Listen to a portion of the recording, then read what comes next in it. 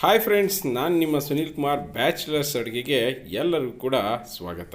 ಸ್ನೇಹಿತರೆ, ಇವತ್ತೊಂದು ವಿಶೇಷವಾದಂಥ ರೆಸಿಪಿ, ಹಾಗೆ ತುಂಬಾ ಟೇಸ್ಟಿಯಾದಂಥ ಡಿಫ್ರೆಂಟ್ ಆದಂಥ ರೆಸಿಪಿಯನ್ನು ಮಾಡ್ತಾಯಿದ್ದೀನಿ. ಈ ರೆಸಿಪಿಗೆ ಹೆಸರನ್ನು ನೀವೇ ಕೊಡಿ ದಯವಿಟ್ಟು. ಸೊ ಈ ರೆಸಿಪಿ ತುಂಬಾ ಟೇಸ್ಟಿಯಾಗಿರುತ್ತೆ, ಮಕ್ಕಳು ತುಂಬಾ ಇಷ್ಟಪಟ್ಟು ತಿಂತಾರೆ. ಇದನ್ನು ಮಾಡೋ ವಿಧಾನ ಕೂಡ ತುಂಬ ಸರಳವಾಗಿದೆ. ಹೇಗೆ ನೋಡ್ಕೊಂಬರೋಣ ಬನ್ನಿ. ಮೊದಲನೇದಾಗಿ ಒಂದು ಬೌಲ್ ತೊಗೊಂಡು 1 ಕಪ್ನಷ್ಟು ಗೋಧಿ ಹಿಟ್ಟನ್ನು ಇದಕ್ಕೆ ಹಾಕ್ಕೊಳ್ತಾ ಇದ್ದೀನಿ. ನಂತರ ಅದಕ್ಕೆ ಅರಿಶಿಣದ ಪುಡಿ 1 ಚುಟಿಕೆ, ನಂತರ ಜೀರಿಗೆ 1 ಅರ್ಧ ಟೀ ಸ್ಪೂನು, ಸ್ವಲ್ಪ ಉಪ್ಪನ್ನು ಇದಕ್ಕೆ ಹಾಕ್ಕೊಳ್ತೀನಿ.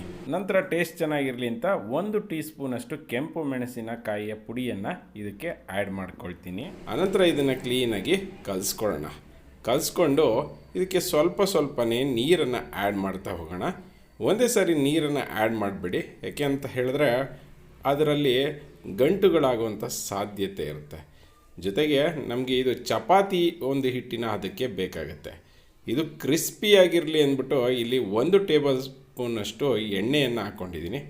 ಎಲ್ಲವನ್ನು ಕ್ಲೀನಾಗಿ ನಾದಿಸ್ಕೊಳ್ಳೋಣ. ಈ ರೆಸಿಪಿ ಮಾಡೋದಕ್ಕೆ ಮೇಯ್ನ್ ಇನ್ಸ್ಪಿರೇಷನ್ ಅಂದರೆ ನನ್ನ ಮಗ, ಸ್ನೇಹಿತರೆ. ಯಾಕೆಂದರೆ ಯಾವಾಗಲೂ ಅಷ್ಟೇ ಅವನು ಚಪಾತಿಯನ್ನು ಮಾಡಿಕೊಟ್ರೆ ದೊಡ್ಡದಾಗಿ ಮಾಡಿಕೊಟ್ರೆ ಇಷ್ಟಪಡೋದಿಲ್ಲ. ಹಾಗೆ ಪೂರಿಯನ್ನು ಅಷ್ಟೇ ಸಣ್ಣದಾಗಿ ಮಾಡಿಕೊಡ್ಬೇಕು. ಹಾಗಾಗಿ ಎಲ್ಲ ಮಕ್ಕಳಿಗೂ ಕೂಡ ಅದೇ ರೀತಿಯಲ್ಲಿ ಮಾಡಿದ್ರೆ ಇಷ್ಟ ಆಗುತ್ತೆ. ಸೊ ನೀವು ಕೂಡ ಮಾಡಿ ಒಂದು ಸಾರಿ. ನೋಡಿ, ಚಪಾತಿ ಹಿಟ್ಟನ್ನು ಈಗ ಮಾಡ್ಕೊಂಡು ಬಂದಿದ್ದೀನಿ. ಈಗ ಇದನ್ನು ಲಟ್ಟಿಸ್ಕೊಳ್ಳೋಣ. ಇದನ್ನು ಒತ್ಕೊಳ್ಬೇಕಾದ್ರೆ ಚಪಾತಿ ಹಿಟ್ಟು ಅಥವಾ ನೀವು ಪೂರಿಗೆ ಒತ್ಕೊಳ್ತಿರಲ್ಲ ಫ್ರೆಂಡ್ಸ್, ಅಷ್ಟು ತೆಳ್ಳಗೆ ಒತ್ಕೋಬೇಡಿ.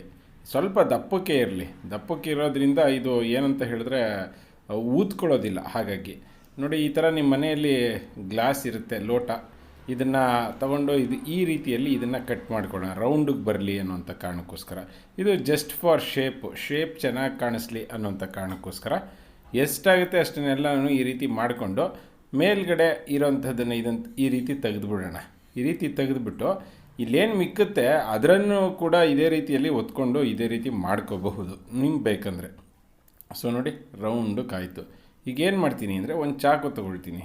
ಚಾಕು ಸಹಾಯದಿಂದ ಅಲ್ಲಿ ಒಂದು ಶೇಪನ್ನು ಕ್ರಿಯೇಟ್ ಮಾಡ್ತೀನಿ ಅಥವಾ ಹೋಲನ್ನು ಕ್ರಿಯೇಟ್ ಮಾಡ್ತೀನಿ ಅಂತ ಅಂದ್ಕೊಳ್ಳಿ. ನೋಡಿ, ಈ ರೀತಿಯಲ್ಲಿ ಮಾಡಿದ್ರೆ ಏನಂದರೆ ಎಣ್ಣೆನೂ ಕೂಡ ಒಳಗಡೆ ಹೋಗುತ್ತೆ ಮತ್ತು ಊದ್ಕೊಳ್ಳೋದಿಲ್ಲ. ಹಾಗಾಗಿ ಮತ್ತು ನೋಡೋದಕ್ಕೂ ಕೂಡ ಒಂದು ಡಿಫ್ರೆಂಟು ಒಂದು ಶೈಲಿಯಲ್ಲಿ ಕಂಡು ಬರುತ್ತೆ. ಸೊ ಈಗ ಎಣ್ಣೆಯನ್ನು ಹಾಕ್ಕೊಂಡು ಕಾಯಿಸ್ಕೊಳ್ಳೋಣ ಬನ್ನಿ ಫ್ರೆಂಡ್ಸ್. ಎಲ್ಲನೂ ಎತ್ತಿಟ್ಕೊಳ್ತೀನಿ ಬೇರೆ ಕಡೆ. ನಂತರ ಎಣ್ಣೆನ ಕಾಯಿಸ್ಕೊಂಡು, ಎಣ್ಣೆ ನೆನಪಲ್ಲಿರಲಿ, ಚೆನ್ನಾಗಿ ಕಾಯಲಿ. ಎಣ್ಣೆ ಕಾಯೋದಕ್ಕೆ ಮೊದಲೇ ಇದನ್ನು ಹಾಕೋದಕ್ಕೆ ಹೋಗಬೇಡಿ. ಎಣ್ಣೆ ಚೆನ್ನಾಗಿ ಕಾಯಿತು ಅಂತ ಕನ್ಫರ್ಮ್ ಆದಮೇಲೆ ಒಂದೊಂದನ್ನೇ ಇದರೊಳಗಡೆ ಹಾಕ್ಕೊಳ್ತಾ ಹೋಗೋಣ. ಇದು ಏನು ಒಂದಕ್ಕೊಂದು ಕಚ್ಕೊಳ್ಳೋದಿಲ್ಲ, ತಲೆನೋವು ಬೇಡ. ಆರಾಮಾಗಿ ಒಂದೊಂದನ್ನೇ ಬೇಯಿಸ್ಕೊಂಡು ಬರೋಣ. ಇದು ಸ್ವಲ್ಪ ಬ್ರೌನಿಷ್ ಕಲರ್ ಅಂದರೆ ಗೋಲ್ಡನ್ ಬ್ರೌನ್ ಆಗೋವರೆಗೂ ಬೇಯಲಿ. ಗೋಲ್ಡನ್ ಬ್ರೌನ್ ಆದಮೇಲೆ ಎತ್ಕೊಳ್ಳಿ. ತುಂಬಾ ಚೆನ್ನಾಗಿರುತ್ತೆ ಫ್ರೆಂಡ್ಸ್.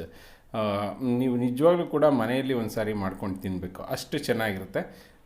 ಇದಕ್ಕೆ ಟೊಮೊಟೊ ಸಾಸ್ ಹಾಕ್ಕೊಂಡ್ರಂತೂ ಇದರ ಟೇಸ್ಟು ಅದ್ಭುತ. ನಾನು ಹೇಳಿದ್ನಲ್ಲ, ಅಂಗಡಿಯಲ್ಲಿ ಸಿಗುತ್ತಲ್ಲ ಅದಕ್ಕಿಂತನೂ ತುಂಬ ಚೆನ್ನಾಗಿರುತ್ತೆ.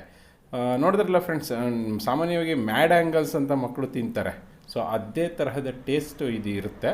ನೋಡಿದ್ರಲ್ಲ ಫ್ರೆಂಡ್ಸ್, ಇವತ್ತು ನಾನು ಮಾಡಿದಂಥ ವಿಡಿಯೋ ನಿಮಗೆಲ್ಲ ಇಷ್ಟ ಆಯಿತು ಅಂದ್ಕೊಳ್ತೀನಿ. ಇಷ್ಟ ಆಗಿದ್ದರೆ ಲೈಕ್ ಬಟನ್ ಹಿಟ್ ಮಾಡಿ, ನಮ್ಮ ಚಾನಲ್ಗೆ ಸಬ್ಸ್ಕ್ರೈಬ್ ಆಗೋದನ್ನು ಮರಿಬೇಡಿ. ಇನ್ನು ನಮ್ಮ ಲಾಸ್ಟ್ ರೆಸಿಪಿಗೆ ಸಂಬಂಧಪಟ್ಟ ಹಾಗೆ ಮೊದಲನೇ ಕಾಮೆಂಟನ್ನು ರತ್ನ SRD ಅವರು ಕೊಟ್ಟಿದ್ದಾರೆ. ಹಾಗೆ ಮೊದಲನೇ ಉತ್ತರವನ್ನು ಕೂಡ ಅವರೇ ಕೊಟ್ಟಿದ್ದಾರೆ.